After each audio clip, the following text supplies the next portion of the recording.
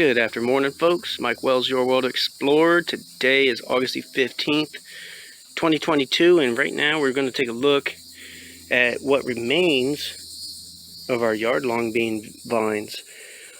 They are still producing right now. This is just a progress report. You see some beans down there.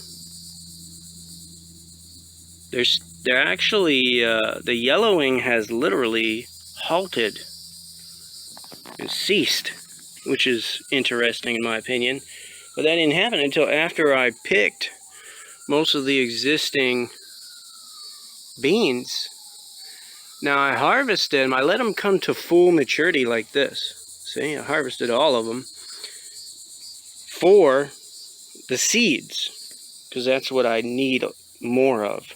So this harvest is really just about increasing my seed stock at this point. I only started, I think, with like 10 seeds or something like that, and all of them sprouted. I had to condition the soil with black walnut hull powder to keep the root-boring nematodes away. I also did a bunch of lasagna layering with the oak leaves and detritus underneath the soil, so that has helped out a lot. And you're seeing the results of these efforts right here. So going forward, it looks like it's jumped back into production. And this is how you know, because you see these flowers. I don't know if you can see that. It looks pretty dark in this screen. But these flowers are going to be new beans. It's really good for me because I want more production. I want this thing to produce as many as possible.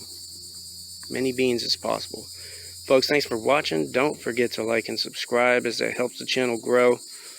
And stay tuned as I'll keep you updated on the progress of these Yardlong beans. Have a great day.